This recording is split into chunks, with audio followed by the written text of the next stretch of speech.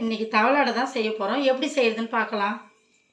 புழுங்கல் அரிசி ஒரு ஒரு ஆழாக்கு, பச்சை அரிசி அதே அளவு ஒரு ஆழாக்கு, கடலைப்பருப்பு கொஞ்சம் போட்டு வச்சுருக்கேன், துவரம்பருப்பு பாதி ஆழாக்கு, ஒரு ஆழாக்கில் 3 பருப்பு சேர்த்து ஒரு ஆழாக்கு போட போகிறேன். 2 ஆழாக்கு அரிசிக்கு கடலைப்பருப்பு, துவரம்பருப்பு. இது பாசிப்பருப்பு, பாசிப்பருப்பு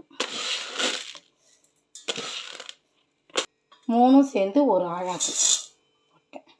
இது இப்போ ஒரு மணி நேரம் இல்லை ஒரு 1.5 மணி நேரம் ஊற வச்சுக்கிறோம். இதை ஊறிடுச்சு. அதிலே கொஞ்சம் 4 காஞ்ச மிளகா போட்டு ஊற வச்சுங்க தேவையான அளவுக்கு. இப்போ அரைச்சின்னு வந்துடலாம். வச்சு அரைச்சாச்சுங்க. இதை இப்போ தாளிக்க போகிறோம். என்னென்ன போட்டு தாளிக்கிறோன்னு பார்க்கலாம் வாங்க. எண்ணெய் ஊற்றி காயுதுங்க. கருவேப்பிலை, வெங்காயம் போட்டு வதக்குறோம்.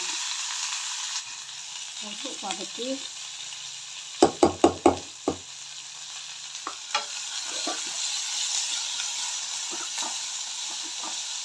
வதக்குறோம்.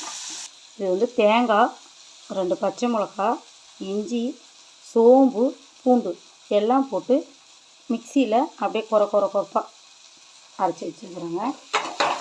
குழந்தைங்களாம் இருந்தால் இஞ்சி பச்சை மிளகா எல்லாம் பல்லில் மாட்டும், அது சாப்பிடாதுங்க. அதனால் வந்து இதை மாதிரி கொரப்பாக இது பண்ணி வச்சுக்கோங்க. இப்போ இது டேஸ்ட்டாக இருக்குமே தவிர பசங்களுக்கு வாயில் மாட்டாது. அதனால தாங்க இப்போ இதில் சேர்த்துக்கிறோங்க. வெங்காயம் ஒரு கண்ணாடி பதம் வதங்கரிச்சு இதை சேர்த்துக்கிறோங்க. நல்லா வதக்குதுங்க. நல்லா வதங்குதுங்க. நல்லா வதங்குதுங்க. வதங்கிடுச்சு. போட்டுக்கலாம். வதங்கிடுச்சிங்க. இப்போ மாவில் இதை சேர்த்துக்கலாம். பாருங்க,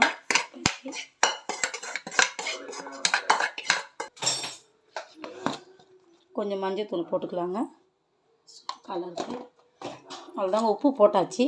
உப்பு போட்டு நல்லா கலந்து கொடுத்துக்கலாம். கலந்து கொடுத்து இந்த மாவு பாருங்கள் கொரப்பாக தான் அரைச்சி வச்சுருக்கிறேன்.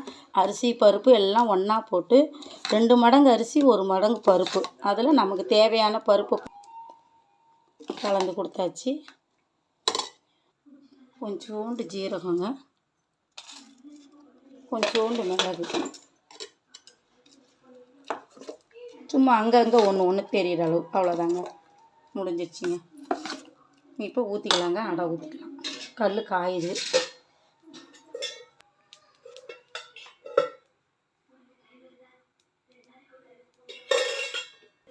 எண்ணெய் ஊற்றிக்கலாங்க. கல் காயுது.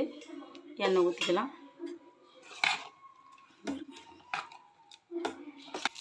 ஊற்றுறேங்க. அடை ஊற்றுறேன். நமக்கு தேவையான சைஸ் ஊற்றிக்கலாங்க. மெலிசாக வேணுன்னா மெலிசாக ஊற்றிக்கலாம், மொத்தமாக வேணுன்னா மொத்தமாக ஊற்றிக்கலாம். என்னன்னா நல்லா ஹெல்த்தியான ஃபுட்டுங்க. தவளாடை ரெடி ஆயிடுச்சுங்க. தேங்காய் சட்னி, கதம்ப சட்னி நான் செஞ்சது. உங்களுக்கு வீடியோ பிடிச்சிருந்ததுன்னா கமெண்ட் பண்ணுங்கள். வாங்க சாப்பிட்லாம்.